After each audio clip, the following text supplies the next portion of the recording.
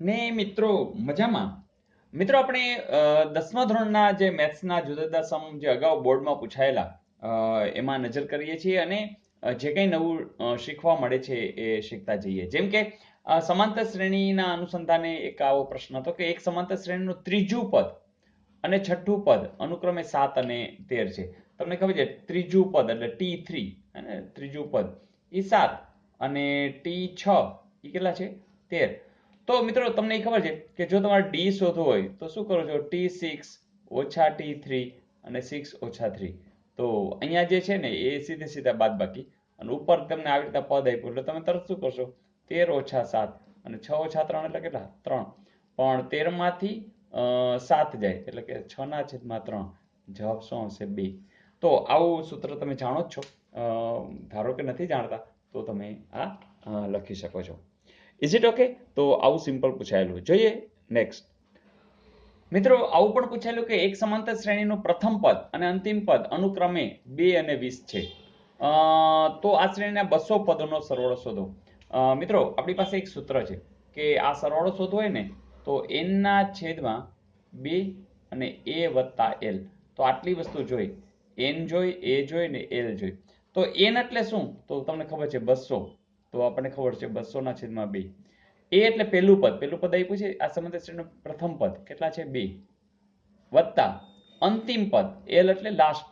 તો એ કેટલા છે તો આપ્યું છે અંતિમ પદ શું છે 20. એટલે પહેલા અનુક્રમે એટલે શું પહેલા સાથે પહેલું બીજા સાથે બીજું એટલે એ પણ જાણી છે. તો મિત્રો જુઓ છે 200 ના છેદમાં 2 એટલે તમે તરત કહેશો કે 100 અને 2 વત્તા 20 એટલે 22. તો જવાબ શું આવશે 2200 છે એવું? યસ આર્ય. તો આ એક સૂત્ર જાણતા હશો જે પ્રથમ પદ અને છેલ્લું પદ આપી દીધું હોય અને n આપી દીધા હોય તો તરત ને તરત શોર્ટકટ રીતે મળી જશે. તો આ એક સૂત્ર ધારો કે નથી આવડતું આજે યાદ રાખી લેજો. જોઈએ નેક્સ્ટ. મિત્રો અહીં પણ એક વિદ્યાર્થી પ્રથમ દિવસે રૂપિયા 1, બીજા દિવસે રૂપિયા 2, ત્રીજા દિવસે રૂપિયા 3 એમ દરરોજ બચત કરે છે અને 100 દિવસમાં એને કુલ કેટલી બચત કરી હશે? મિત્રો કે આપણે 1 વત્તા 2 વત્તા એમ કરતા કરતા છેલ્લે 100 અહીં સુધીનો સરવાળો કરવાનો છે.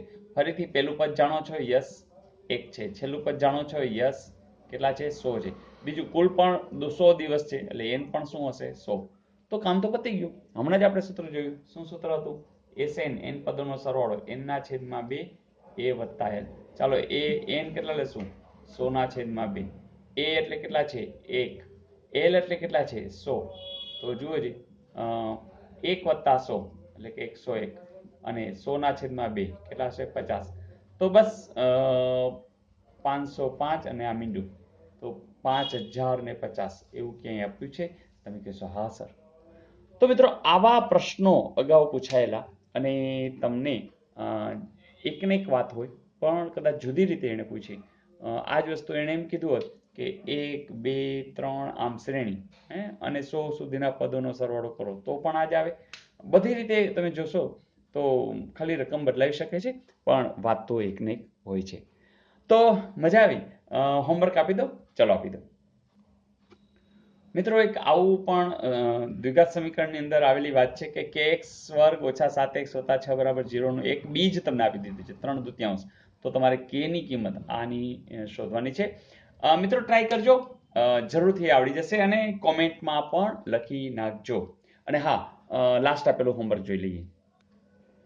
પ્રશ્ન આવો તો કે એબીસી ભિન્ન અવિભાજ્ય પૂર્ણાંક હોય. મિત્રો કેવું થયું? જેમ કે 3, 5, 7 અભિન્ન છે બધા અને અવિભાજ્ય છે. તો તેમનો ગુસા અને લસાનો ગુણોત્તર કેટલો થાય? મિત્રો આનું ગુસા લ્યો એટલે હંમેશા ખબર છે એક જ આવે. એટલે એક તો ફાઇનલ થઈ ગયું કે પહેલું છે એ એક આવશે. પછી એનો લસા એટલે શું આવે? બધાનો ગુણાકાર એટલે કે એબીસી. કારણ કે ગુણાકાર કરો એટલે આવું.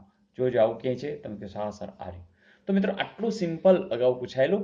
એક એક માર્ક આ રીતે રોકડા કરવાના છે અને મને ખાતરી છે તમે રોકડા કરી જ લેશો.